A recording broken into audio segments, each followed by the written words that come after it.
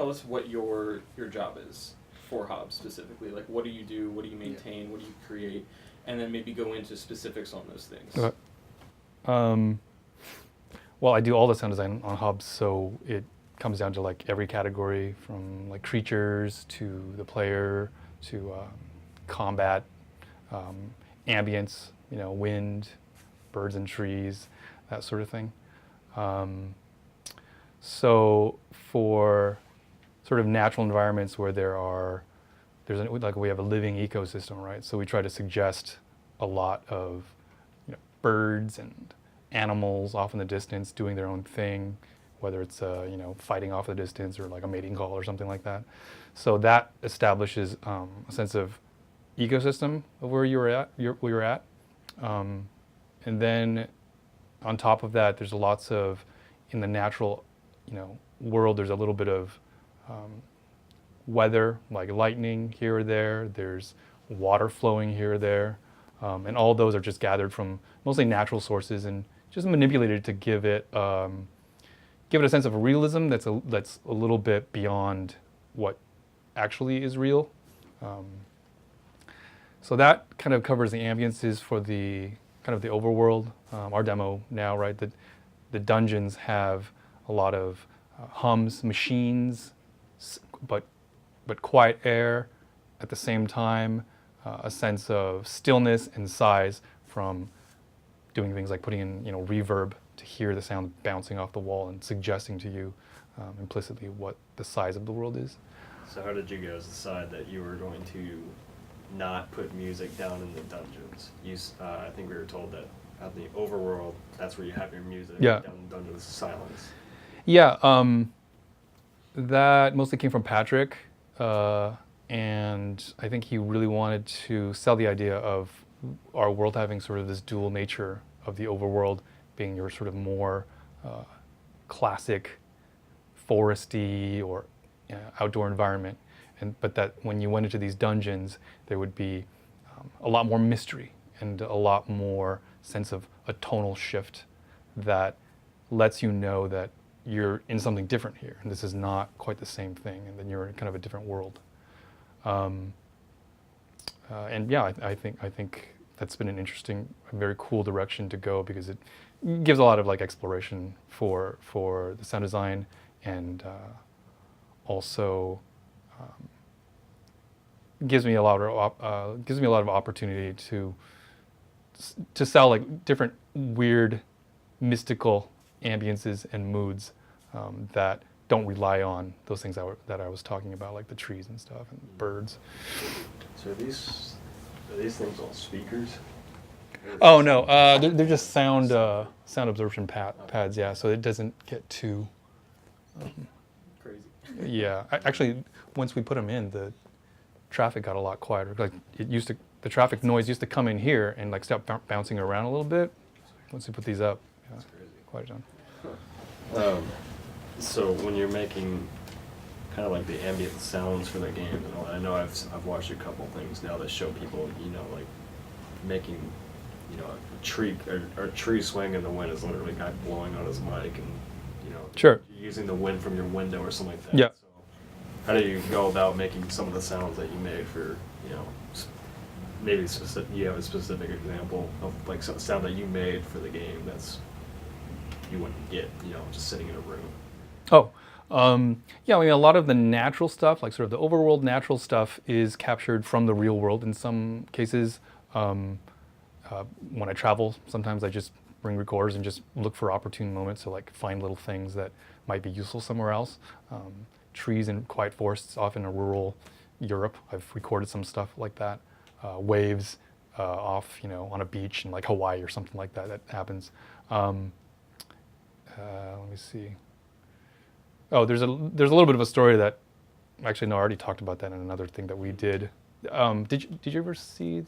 We did a little thing for ourselves that we released ourselves about sound design, and so that was one. Designing the world. Yeah, and that was like, there was a weird metal sound that I got that was like creak, creak, creak, creak, creak, and once you slowed it down, it was like, that sounded very organic. I'm trying to think of something else that I haven't already talked about because that would be boring. Let's see here. How do you design the creature sounds? Oh, okay, sure. Yeah, so the creatures, the more basic creatures, the little ambient creature that looks like a pig, that's kind of a pig. Most of those are sort of mostly pulled from real life recordings, either mine or somebody else's. Some of the other enemies have more humanoid forms.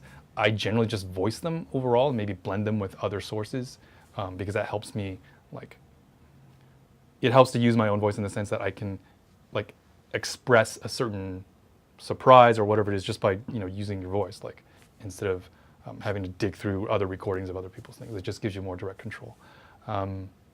Some of the more mystical creatures in the game, like we have these sprites, we have, what else? Some mysterious creatures that I shouldn't talk about. Some of those rely on more like synthesis of instruments, weird little things that you find that end up having a property that when you first record them you don't think they have anything, but then you kind of have to like manipulate them and kind of mess with them to like figure out what they're good for. A good example that's pretty interesting was our FX artist, Rachel, brought in a instrument. I'm not even sure exactly what kind of instrument it was. It's got strings on it and was kind of old and kind of rusty. I said I would record it and see what it sounds like. And so I did some stuff like scraping on the strings and giving it a very, kind of a weird scrapey sound. And through manipulation, I thought it had this very cool chaotic feel that ended up being in the sound for like warping between those warp pads, like in the dungeon.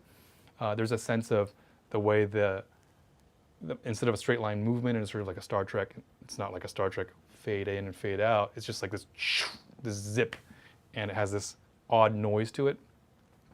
So just pulling that in let me think, oh, this sort of weird chaos in this sound is a great sort of basis for this semi-controlled power that you have. Those sorts of things are just like experimentation. So really, the ideal thing is to have a lot of time and a lot of different sources to find odd things, mess with them, and see if they're good for something. Just exploration sometimes. That's very fun too, because it's always something new. I don't come in like, I'm going to definitely use this thing, and it's definitely going to be right. Sometimes that happens, and that's great too, but it's fun to just explore. It's like throwing something at the wall and seeing what shape comes out of it and using that to the best of your ability. With the wordless narrative in mind, just so that's how important the sound is in this game. Is it kind of tells the story along with the art. Just how do you work with the art team to make sure that the sound matches what the mood is like? Yeah. How do I work with the art team? I'm usually just directly inspired first by I am really much inspired by visuals. So, our art team they're all very, very good artists, and a lot of the ideas and cool things that come out of their explorations set off things in my head for what I think they might sound like at that moment. And then ideally, this doesn't happen all the time, but when we get in a good rhythm, we're able to like have an idea and I try something, and then when it's shown to them, they give me their revision on what they've done, and we just sort of get to navigate through and find something that ends up being, like, oh, this fits together well. And it's generally hard to plan the really odd organic things that happen like that, but through discovery, yeah, you're able to do that. So it's just really talking and listening as well, and looking and using your senses and sort of like coming together to find something in the middle that really has potential. All right. I think I have anything else. You guys got anything? Did you have anything you think might be interesting to talk about, like that maybe isn't often covered in stuff like this, or or something you do that's maybe unique to Hob. Anything like that. Doesn't. Like I said, I'm stupid when it comes to sound design. Oh no, yeah, no, I think I can think about it for a second, or if something comes to you, comes to you guys. Yeah, I mean, I think what's been cool is that, I mean, as you know, I wasn't here through the Torchlight 2 years. I actually, I knew many of these guys, and I lived in the area, and I always were aware of their projects, but seeing that they were doing something different, and then having the opportunity to for them to say, we're trying to make sound more of a character in this game. That's what Marsh told me, and I thought that was a great opportunity to really explore and do something that, I mean, I didn't even know what it was when I started, right? Because they just told me the general concept, and I saw a little bit, but I didn't really know the exact path that I was going to take.